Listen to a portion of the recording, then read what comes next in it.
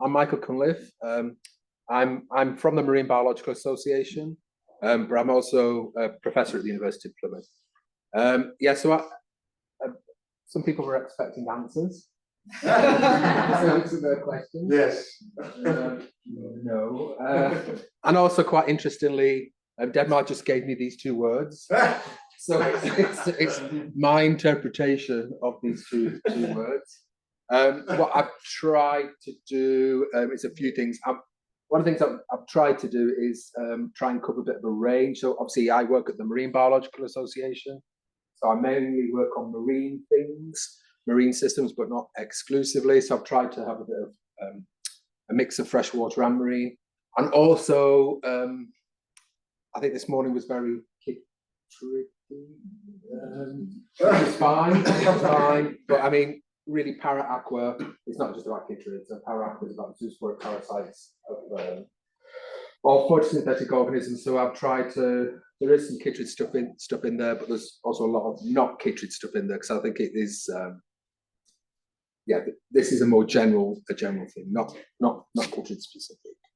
Did I say that? Yes. So I guess where did I get started with this? If we go right to the end, this lady here is Marie Labor. Marie Labor worked at my institute, the MBA. She started working in 1915, worked there till 1946, and as with many scientists, sort of stopped getting paid, but carried on working. So from 46 to 64, she basically worked as a retired person. And she's a bit of a hero of mine. I mean, we talk about women in science now, and where we are today. Imagine what it was like being a woman in science in 1915. Pretty challenging, super challenging. Exceptionally prolific person. Worked on lots of different marine systems, but did lots of work on plankton. And she published this really nice book in 1930 called The Planktonic Diatoms of Northern Seas. One of the first real descriptions of diatom diversity, and then she wrote one later called The Dinoflagellates of Northern Seas. And most of the book's about describing diatoms and the types of diatoms that she observed. But there's a few pages within that book that's just on the parasites of diatoms. So when I very first started at the Institute, I looked at this book and I was just mesmerized by what she was seeing. So, of course, in the late 1920s, everything had to be hand-drawn, so no photographs. But she drew some pictures of the different parasites that she saw. And just for example, this is one of the parasites that she saw quite regularly. She called it a fungus growing inside a diatom, Cosmodiscus. And what's really cool is, what I like about it is what she would have seen in my institute nearly 100 years ago. It's the same thing that we see now. So this is the parasite that Labor drew in her book. This is it's called Laganissima. It's not a chytrid. Sorry. I know. I realise I've come to the wrong place. Not to talk about chytrids. It's not a chytrid. It's actually an oomycete. But you might see Oomycota, oomycete. That might give you a big clue. What people used to think they were, which are fungi, but they've been reclassified. And it's actually infecting a host, big marine diatom, which is the genus Cosmodiscus. So what I've tried to do all through all my slides, each of my slides, if I show something, it says what the parasite is, it says what the host is. And I think somebody mentioned this morning, one of the outputs of ParAqua, which has just come out, is a paper led by Silke and Albert from Barcelona. I think it's just coming out literally any time now, which is a really nice detailed description of many of these different types of parasites. And I guess maybe when the paper comes out, it could be shared between the different people. All right, great. So, Laganissima costinodisci. So this is what it looks like. So this is our healthy Costinodiscus diatom. Really nice diatom to work with because they're so large. I mean, these are so big, you can actually see them without a microscope. So you can see whole cells, really big diatoms. Healthy, there's all the chloroplasts inside. It's a centric diatom looking down on it. And this is our heavily infected Costa discus. So who in the room has actually looked down a microscope and seen infection happening? Infection happening? Yeah, like we show pictures, don't we? Like, has anybody not seen like moving pictures, real world infection? All right, good. So this will be valuable to some of you. So Laganissima costinodiscus infects. If you this is dangerous now because I've got a video. I found this video online. It was produced. This is just pause for a second, just to get a sense of time. This was produced in the late 1960s by a guy called Gustav Drieb. Drieb, really important algal parasitologist based in Germany, did lots of descriptions, lots and lots of work. And what's really elegant about this is, well, just that, this was probably made in 1965, but it was published in 1969. So you can have 10 minutes of watching infection, but actually in motion. So this is basically Drieb's video of how we go from our healthy, happy costinodiscus to not so healthy, happy costinodiscus. So is this going to work? Late 1960s. So I can't speak German, but I'm guessing that's vegetative cells, so it's going to get infected.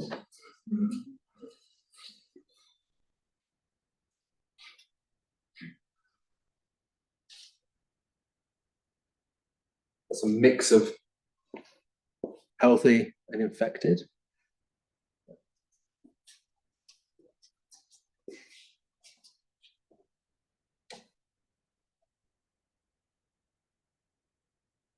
So this is one of the infected cells sporulating, as we've talked about.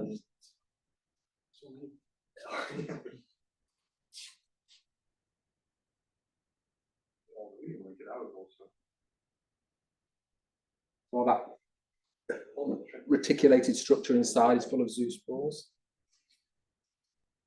So I think that zoospore is infecting the host cell. I don't know if Germans it is, yeah. So this is the start of the process. So think about processes. So that's a oomycete zoospore. So they're not chytrids. They don't have one flagella. They have two swimming around.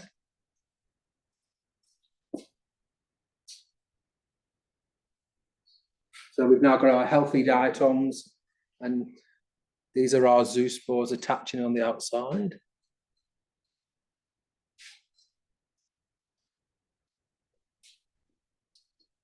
Which are the size when you do? I bet that's about 5 microns maybe. And if remember, this is like 1968. Yeah. 1967. That's really quality. Yeah. So what's happening? This zoospores crawling around on the edge of the frustule, maybe starting its interaction process. Committed, made a decision, anthropomorphizing, but you know it's going to go inside now. It's going to cause some problems. So what made it make that decision? That's it. You can see where this is going. So, yeah, so the empties, of course, all this material has gone inside now into the cell.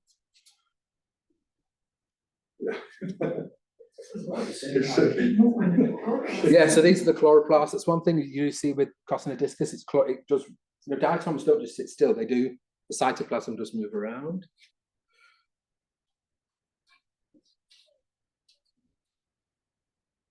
So this cell's now infected, and so this oomycete that was a zoospore is now inside, and it's growing into what we call a thallus. Okay, so we're getting conversion of what was diatom now into oomycete, and you can start to see these structures start to form inside. How much time would it take? It did say somewhere the second. Yeah, 1 frame per minute. So and then just to be clear, these slightly irregular shapes are the chloroplasts changing over. So does it keep photosynthesizing? is it still photosynthetically active? We'll get onto that in a bit. You two have, I feel like you've seen my slides already. Good questions. Keep those questions in your minds. Good questions. So we're seeing our thallus starting to form now. Conversion.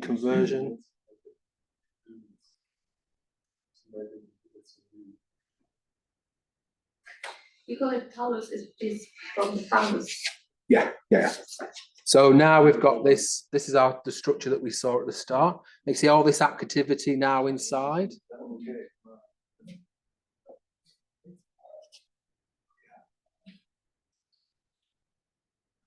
So now this is probably more parasite than diatom now. So we've got all these structures. And you see this coalescence inside. So it's basically producing the next generation of zoospores.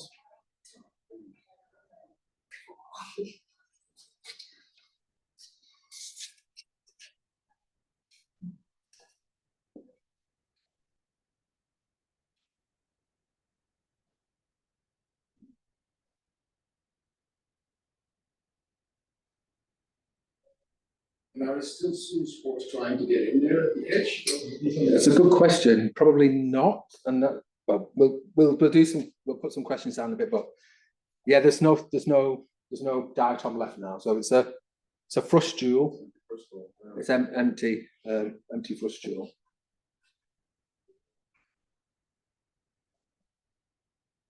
Yeah, sorry. If you're not used to looking at diatoms have a hard shell collar frustule made of silica. So it gives you the impression that the cell has remained, but the cell probably isn't there anymore. All that organic material will be converted into the parasite. This circular shape is just a hard remainder. So, yeah. And outside of the structure of the newly formed fungi, is it empty? We might see it's not fungus. Yeah. So that's really a hollow frustule now with this oomycete that's grown inside, and see all this movement. This is the production of the next generation of zoospores. These two little, there were two little zoospore-like structures still at the edge. So they've got nothing to convert. no.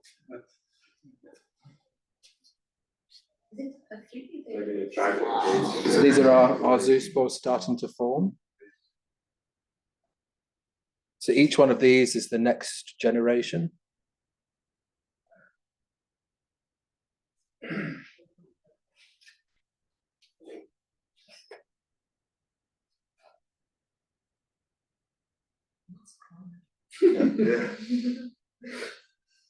We had a conversation over dinner last night about not thinking too much what parasites actually do to the hosts. This is not one for once if you get squeamish. Translation, please.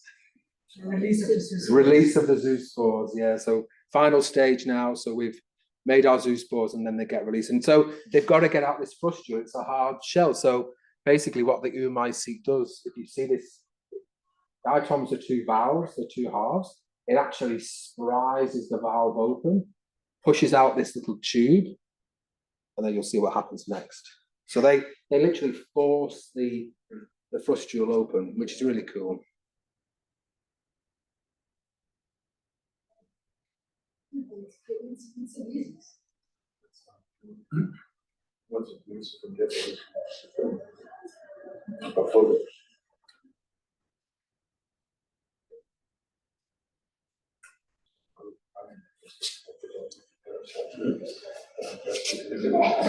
So think about the chytrids that were shown this morning. They don't have this problem because the zoosporangium's on the outside of the cell. This is intracellular, so it needs to make an escape route for its zoospores to come through. So this is sprising open the frustule, and this little tube now is going to form with a little opening at the end.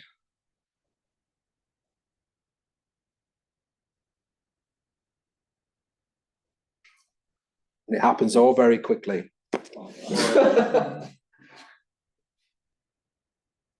Yeah. This is another one. It's some pretty well defined zoospores. I think it's going to be about here. Yeah, it's going to be here. That's the escape route. There must be a lot of pressure in there. Yeah. It's not just the swimming, no? It's just pressure. Yeah. I guess it's true. So this is really cool with students who've never looked at these before. The very first time, I don't tell them anything that's going to happen. And then the first time they see this in culture, they come running to me like, oh my God, I can't believe what I've just seen, because this is over and done within 20, 30 seconds. So you can only observe it by just looking and looking and looking. So these all swim out, and then the whole cycle starts again.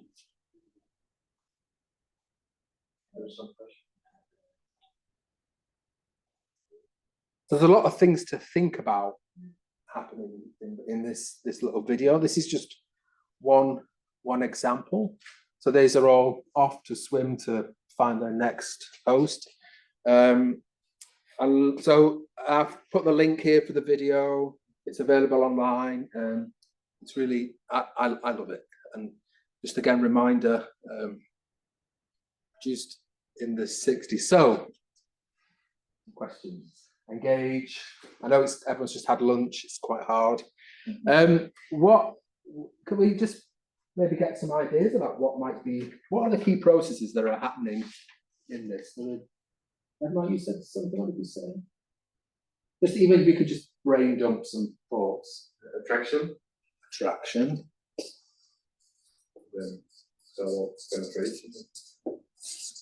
And then we had the other one, which is quite cool, which is the host still functioning? Anything else? Anything? What are the key? What else is just comes to mind as a process? Sorry, I have a question. Sorry. Yeah.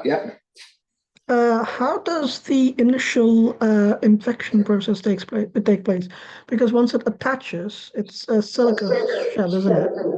How does the initial poke and entering take place? Because it's hard glass. Yeah, good. Infection of cells. So hopefully you can see the structure of how I'm doing this. We'll get some ideas down and we'll work our way through. So the infection of the cell, yeah. So again, diatoms. A lot of diatom stuff this morning. They've got a hard structure. They've got this frustule to penetrate. Silicus desmid doesn't have that, but Silicus desmid's got this big chunky thick layer of mucilage on the outside. How is that dealt with or not? Anything else? So infection of the cell, fight back, let's call it. Host functioning, attraction. The assimilation of the host nutrients. Assimilation, yeah.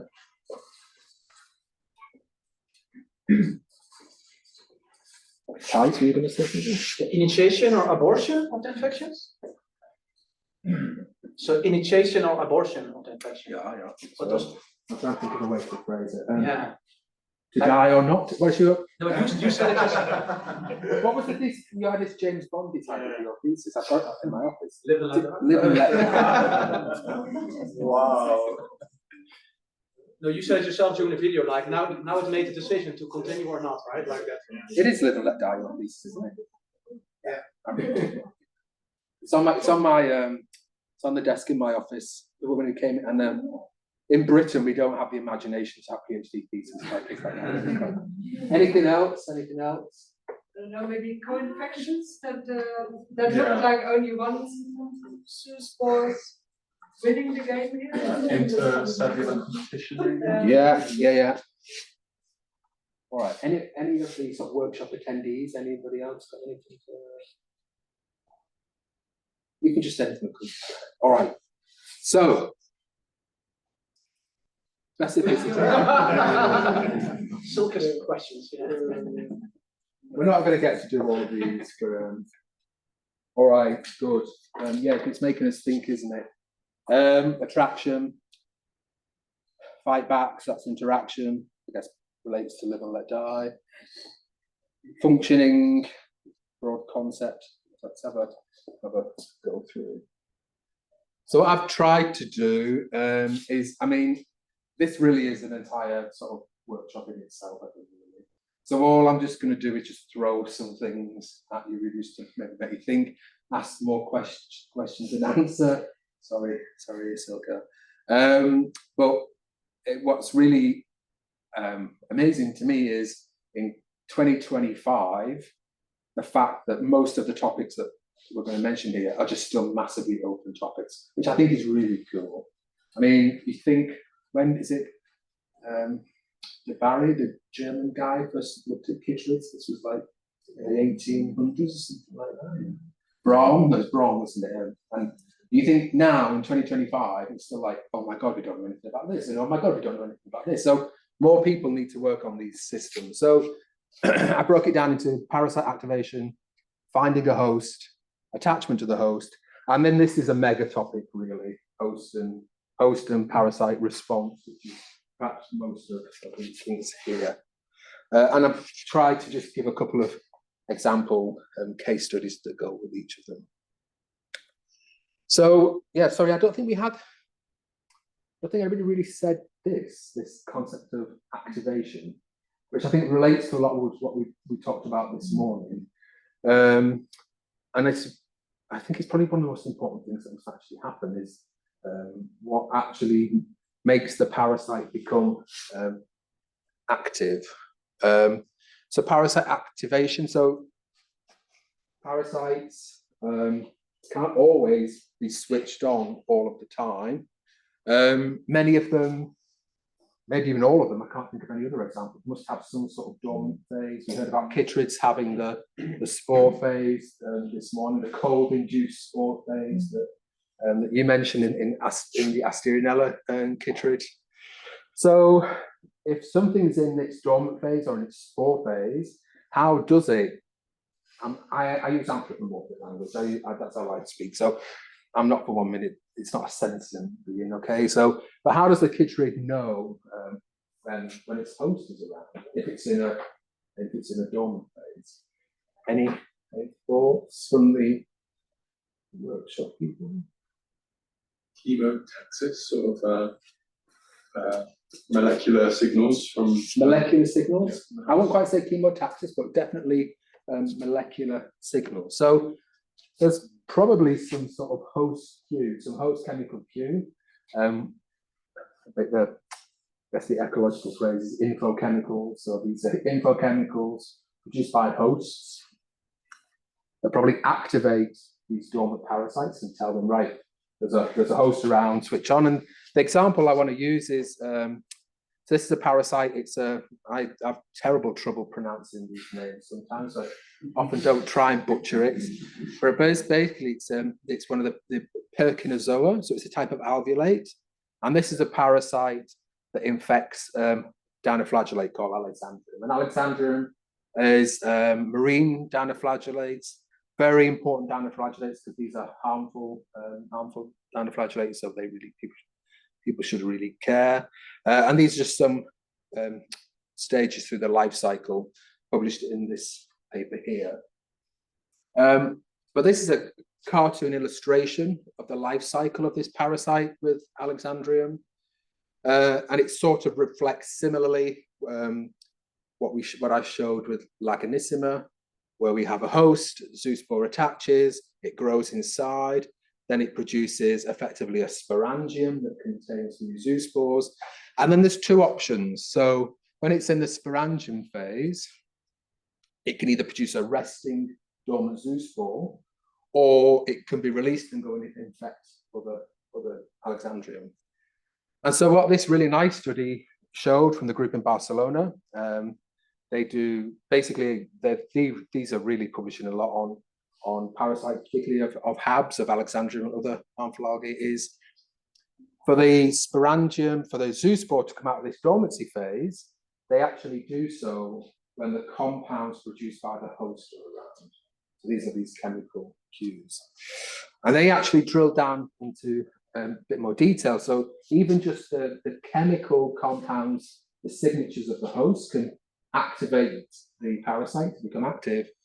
But one compound in particular, something called dimethyl sulfide, obviously the acronym DMS, seems to be a really important cue chemical for these systems. And so DMS, dimethyl sulfide, is produced from DMSP, dimethyl sulfonylpropionate, and this is one of these really well-known marine, freshwater as well, infochemicals. So lots of different marine organisms respond to DMS as an infochemical, and this raises lots of interesting and different questions about evolutionary arm races and chemical ecology. I really encourage you to look into that.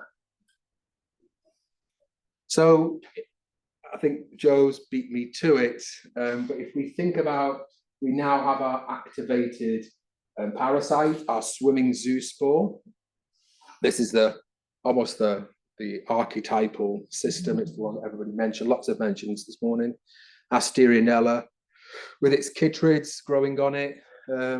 I think somebody mentioned can 2 infections occur at once, and they look like they can in this system. But just thinking about these parasites swimming in a complicated 3-dimensional environment, how does it find its potential hosts? And so Joe sort of said this already, but here we're basically talking about chemotaxis. And so there's lots of really chemotaxis as a topic is quite well studied generally, but it's actually quite poorly studied, I think, particularly in algal parasite systems. And I do feel like it's something that it's widely assumed, yet rarely proven. There's not actually that much literature on it. But Bettina Schultz, who many people will know from the chytrid world, published this really nice paper where Bettina showed, so this is with isolates in experimental studies in the lab, showed that, yeah, chytrid zoospores are chemotactic to diatoms and to the compounds that diatoms produce. But one of the things that's really cool is that Bettina and the team showed they are even more attracted to stress diatoms than not stress diatoms. And that's something that I'm interested in. I'll talk about it a bit more in a second. So stress diatoms in particular attract more zoospores.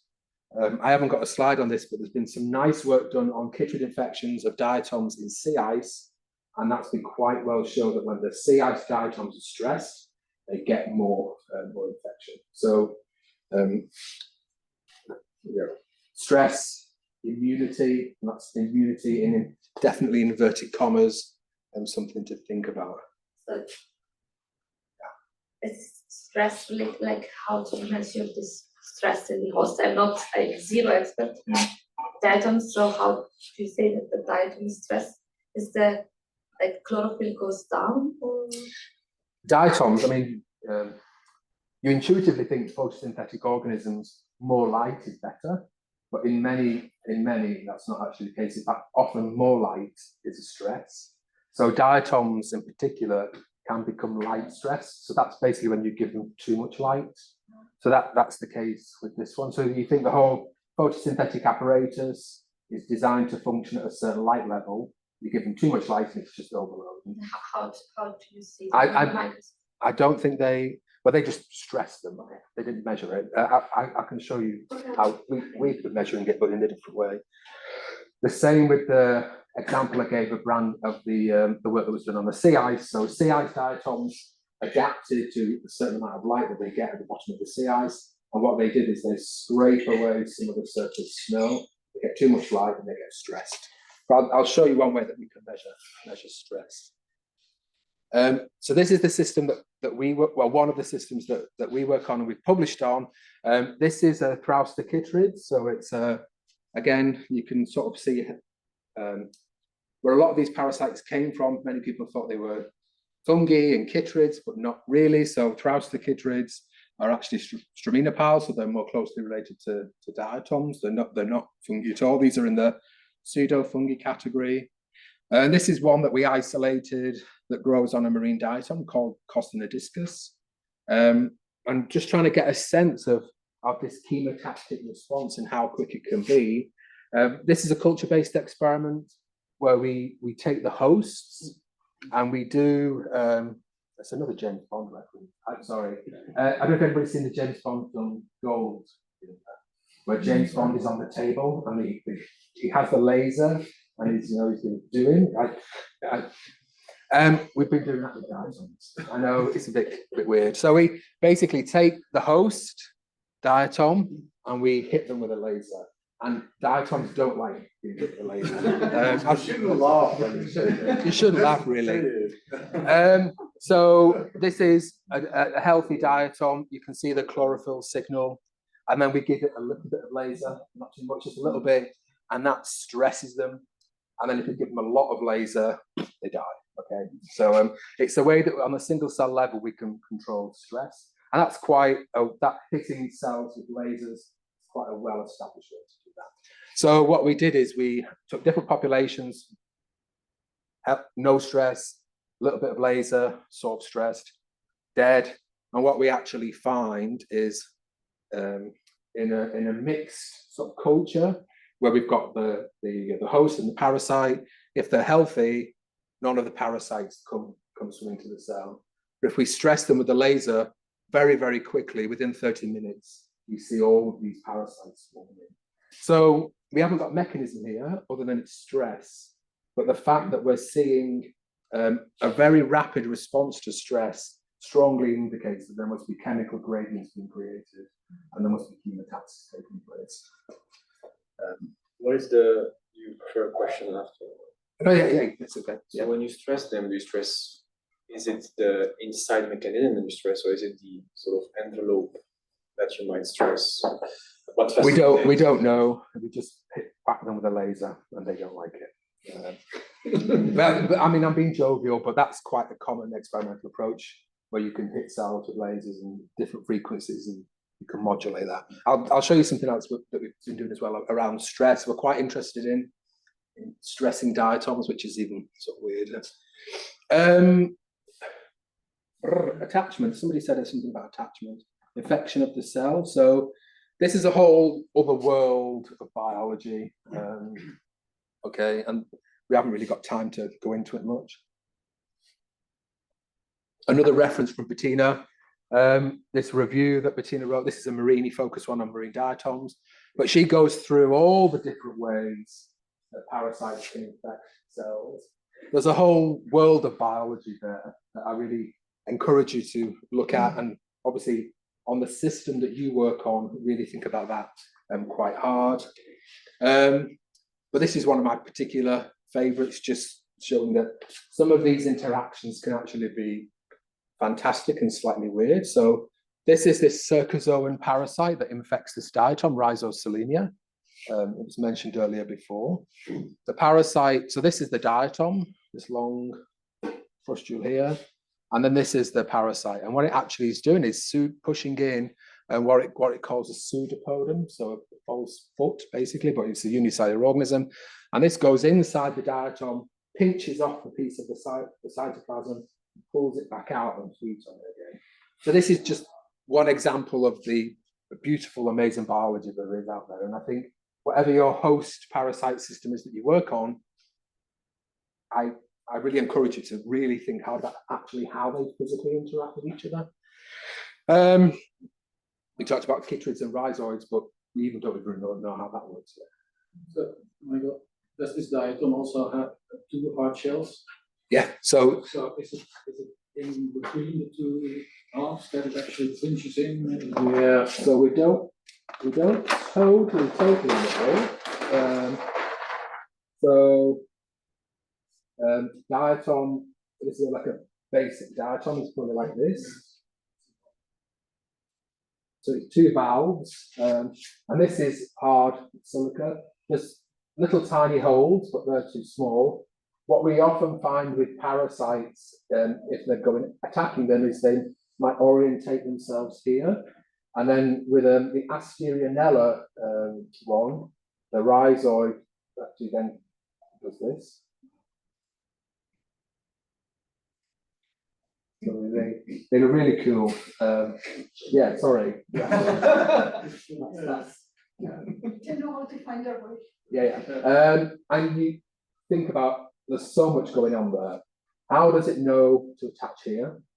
You know, and then when it does attach here, it's producing its rhizoid, and then it somehow pushes its rhizoid through in, and then what it probably then does is makes a series of networks and secretes enzymes. Then it's secreting the enzymes, makes diatom juice basically, and then it absorbs that. We've done some work on a saprotrophic chytrid, not a parasitic one. We tried to do it, we couldn't get a good system to work. And chytrids have a really high degree of control about where the rhizoids grow and how they grow them. It's amazing stuff. We need to do more. But that's the oomycetes problem that I just showed you, because what happens is the oomycete is basically on the outside, it pushes its stuff inside, and then that grows and then makes zoospores again, but then they're all trapped, so that's why it has to slice this gap open to get it out. The core biology of infection is just really poorly understood. Mike, there's a question. Oh yeah, so We talked a little bit about co-infection and sort of competition for hosts. It looks like there's a very specialized region where they can actually attach with this sort of overlap. Is that part of why, is that part of the co-infection process where they're sort of competing for this entry zone? I'm sure it's 3D, so it goes all the way around. yeah, But yeah. yeah, as in, so there's just specialist sections where they can inject, I guess. Yeah, so obviously that's a 2D slide, Yeah. so it's in the round, Yeah. so you can attach here and attach here. Yeah. Okay, you ever observe any infecting not through the girdle? Yeah, I think it's always through the girdle. Very, On diatoms. So this is called the girdle. This. very specialized. Yeah, and so it'd be really cool if you could do an experiment where that could be, this is your host, and then you could have parasite 1 and parasite 2, Do the race. and then see. No, sorry. I mean, Next experiments for Soka. But this is the source. I mean, it is possible that multiple infections can lead to release of source. I think there are multiple Yeah, I mean, I showed the Asterianella picture. I think Asterianella is the one. Yeah, and we see it in our marine about system. resource limitation. Yeah. Yes, but that's also what you see, huh? Because if they're with several sporangia, then they're all smaller. Exactly. So they Instead have of to one big one, you have 2 or 3 smaller ones. Yeah. So there is competition going on there, but how they They fight each other off. Are they trying to do differently because they have to share what is like in one host cell? Not that you can see. But the same taxon though. Says, but I mean, it I could guess be the same, but it could be different. at least in culture, I assume that there's this. Yeah, I mean, we working with cultures. I always think culture is a bit of a, you have to think about cultures because it's probably clonal. You know, you think about it, you've picked, how have you got that culture? You've seen one gravid zoosporangium, you've picked it and put it in your culture, because that's been, they reproduce asexually. So that population in your culture is probably a clone. I don't know if you would agree. So if it's the interaction of clones can't be interpreted as the interaction of 2 separate, no. Taxa, I'm being clever about species, sorry. I'm going to run out of time. So this is the big topic. I mean, there's a gargantuan of stuff here about reactions and who's responding to who. And again, I'm just throwing some things at you, really. But I think broadly we can see three scenarios unfolding. One is that the host is somehow resistant, and zoospores don't develop through the life cycle. One is that the host is susceptible and it dies, and the zoospore develops. That's Tice's live and let die, I guess. And then the other one, which I'll mention briefly, is the third option, which is a degree of control on the host, which is what we call the hypersensitive response. So I'm not going to mention host resistance. I mean, it's another huge topic in itself. Susceptible host, and what we actually mean by susceptible host. So the question earlier about function, host functionality is something I think is really important, but not quite well considered. Is the host still functioning when it's been infected? And this, I think, is one of the coolest examples, not just because it's marine. So this is, it's a Syndinialis parasite infecting another type of diatom, Scribsiella. This is work from the Roscoff people, or Johann de Sel, I think, when he was in Roscoff. And what he's shown, and I suspect this happens in other systems as well, when the parasite is infecting the host, different things can be happening at the same time. The parasite, this particular parasite, effectively zombifies the host. So the parasite feeds on the DNA, on the nuclear material of the host. It probably does that because it's very rich in nutrients. So DNA's got lots of nitrogen in it, got lots of phosphorus in it, got lots of carbon in it. So if you're gonna, delicious brains, anybody that's into the zombie movies, like zombies eat brains because they're probably very nutritious. This parasite's eating the nuclear material, got all the elements that you want. But what's really cool is the parasite avoids using the machinery that the cell uses to be photosynthetic. So the algal cell, the dinoflagellated cell, is still photosynthesizing. Is it still functioning from a biogeochemical point of view? Probably. And the parasite only really kills it up until the end. And I think there's a lot of stuff here about when we think about functioning in marine systems, just because infections happen doesn't necessarily mean that the primary function is stopped. But they need to finish their stuff, right? So they already still in this time where the cell is still functioning to provide. But I think the key thing is, that this parasite doesn't go in and just eat everything in the cell. It's, again, I'm anthropomorphizing, choosing the caramel coated wafers because they've got lots of calories, and it's still letting the cell be alive, which is, I think, fascinating. Cool. So do these two rows of pictures, what I'm actually looking at? Yeah. So this is this is a three-dimensional model of the internal structures within the cells. So it's produced by a technique called FIB-SEM. I can't remember what the FIB is, but it's scanning electron microscopy. So they take lots of sections of the cell and then they build a 3D model. And then when you build a 3D model, what you can do is you can quantify the different components of the cell. So we've done it with chytrids. And so what you basically got here is an infected host across the bottom and an uninfected host across the top, and then key internal structures highlighted. And what this shows here, for example, when they're not infected, they have starch storage granules. But when they are infected, the parasite eats the starch storage granules. But we cannot see the parasite itself, right? Or is it? It's within these are the structures within the dinoflagellate. But what's really important is this stuff here. It doesn't look very different, and this is the machinery that the cell's using to be photosynthetic. So it keeps that the same. This is a brilliant paper. I strongly encourage you to look. And then I just wanted to mention this, the other option. You don't hear about this so much in the literature now, but I think it's there, it's been around. I also include this as a little homage to Hilda Cantor, who was really another pioneering chytrid scientist who's from the UK. Also a reminder of what people had to do before microscopes had nice cameras. You had to draw them. But this is Asterianella that's been mentioned a few times. What Asterianella seems to be able to do is some Asterianella, if they get infected, they can basically kill themselves. And this idea that if they kill themselves, they basically stop the fungus growing into the next generation. This is this hypersensitive system. Did you see that much in your cultures?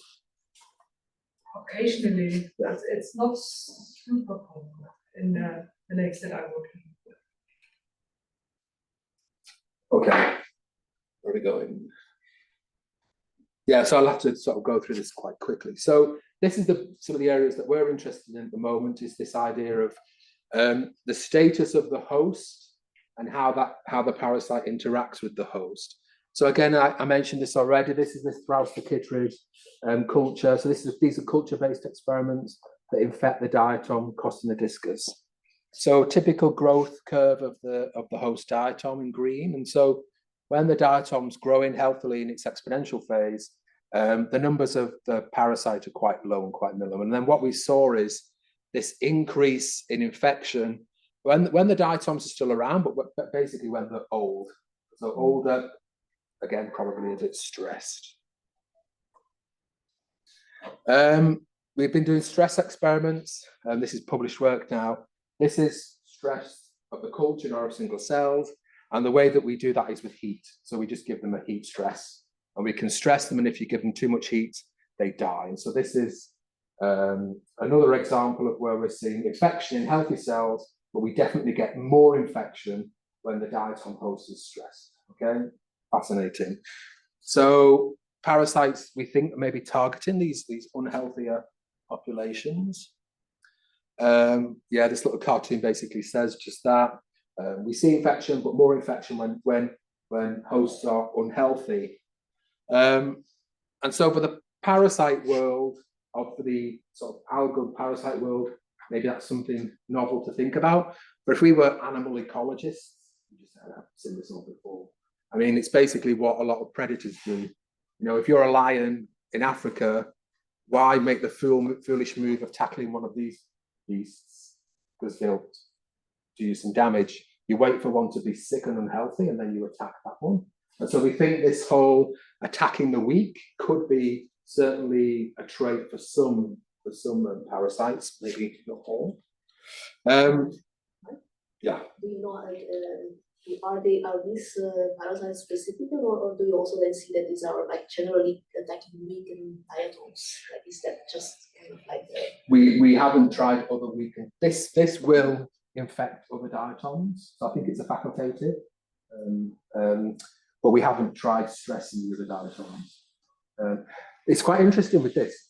Every 5 diatoms that we gave it could happily grow on them. So I think it's a broad facultative one. But what was really cool and perhaps really exciting, speaks to the question you asked before about how do we measure health. It's a bit of a contentious measurement, but we use FV over FM, which is a quantum yield. So it's a proxy for how healthy the algal population is.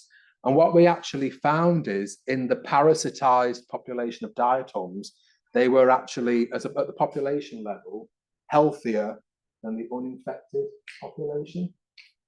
And so infection targeting unhealthy individuals makes the total population healthier. Remember, this is with cultures, which is a really important caveat to have in your mind.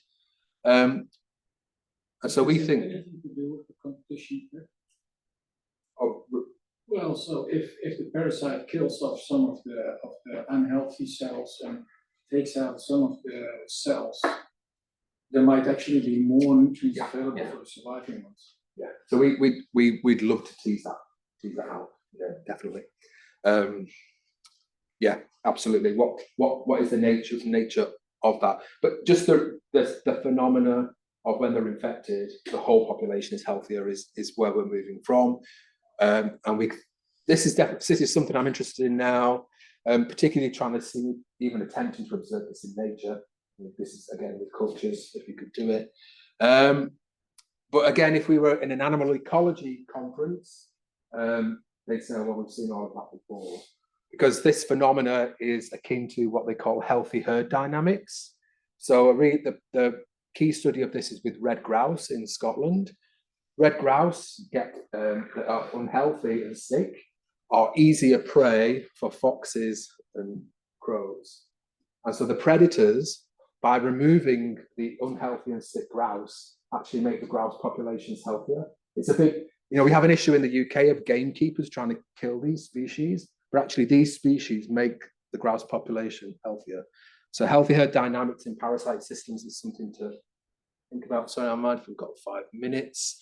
It was mentioned this morning. I'm just going to end on, I guess perhaps not technically in this whole conversation about parasites and hosts, But I think definitely an area that we need to think about more is the role of the microbiome of the host in this relationship. Definitely emerging. So this is our healthy Costina discus, not infected. And if you look at that and you think, oh, it's just living all on its own. But if you do fluorescent microscopy and stain the bacteria, you actually realize Costina discus is completely covered in bacteria. And this is very well known. Diatoms have microbiomes. So each of these little turquoise fleck, like around the edge, these are all bacteria living within the diatom microbiome. So algae have microbiomes, very well known. Things like bacteria live in association with them. They have important roles, again, well known in nutrient cycling, algal health, and growth. But I think there's some really nice stuff coming out now, trying to understand how the microbiome of the alga has an impact on infection or not. So this is the example I'm going to talk about. So this is it's a blastoclad, so it's like a chytrid, but not a chytrid, if that makes sense. So blastocladiomycota, closely related. And this is infecting this really important, commercially important hematococcus. So this is hematococcus, this big round green cell, and this is the like a chytrid attached to the top. So this is the infection cycle encystment, grows inside, produces the sporangium sporulates, and we're left empty. Really nice study that's really only just come out from Claire Garchon's group. I've been looking at the effect of the microbiome of the hematococcus in relation to infection. And what Claire showed in this study is if you grow hematococcus, so if you keep hematococcus in the lab, it has a natural microbiome, a bacterial microbiome that's with it. It's sort of semi-domesticated. If you take your hematococcus, treat it with antibiotics, so you kill the bacteria that are associated with it, so we call that exenic, it basically can't get infected by the tissue. So in this system, you need the bacterial microbiome for the alga to become infected. And they did a really nice experiment where they basically took away the bacteria, no infection, and then they added back a sort of artificial microbiome and saw infection again. A few caveats with this. I mean, Hematococcus is effectively a domesticated alga, probably has a domesticated microbiome. We're really interested to see how this is happening in nature. And that's something that we're working on at the moment. So Caitlin is a new PhD student with me. We're really interested now in looking at the bacterial microbiomes of natural, particularly natural marine diatoms, and seeing how that relates to parasite infection, not infection. So not just chytrids, other parasites as well. And this is a Personia parasite that we've been working with. Yeah, so I'll stop.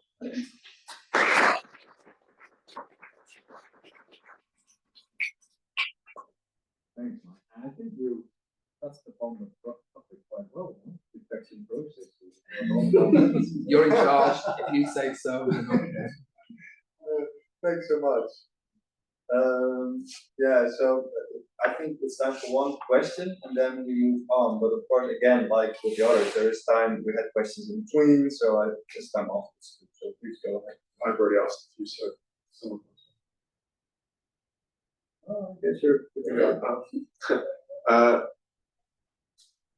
When Elena was talking earlier about the stresses on chytrids and their hosts, that she was sort of implying that the abiotic stresses actually hurt the parasite more than the host. Yeah. When you were talking about stressing the host with the lasers and such, have you used any other abiotic stresses? And are you seeing a similar thing where the host is a little bit more resistant to these changes, or opposite? In the experimental system that I showed, we did the heat stress on the host and the parasite, and we saw more infections. But again, I feel really strongly about overinterpretation of cultures and clonal systems. So I'd really like to test this in a natural system before I go more confident. Ask one. Yeah. So you refer to predators actually attacking infected individuals, right? Sick individuals. But predators also often attack young individuals. So do you have any idea whether parasites attack in a certain lifestyle part? I'm not aware of that at all. Yeah. I guess no. It's a really good question. I mean, with I mean, if you think about division, right? I mean, Yeah, at the moment that yeah. they divide, they might be extra sensitive to. I'm not even sure that's even. All right, thanks. Yeah. Michael.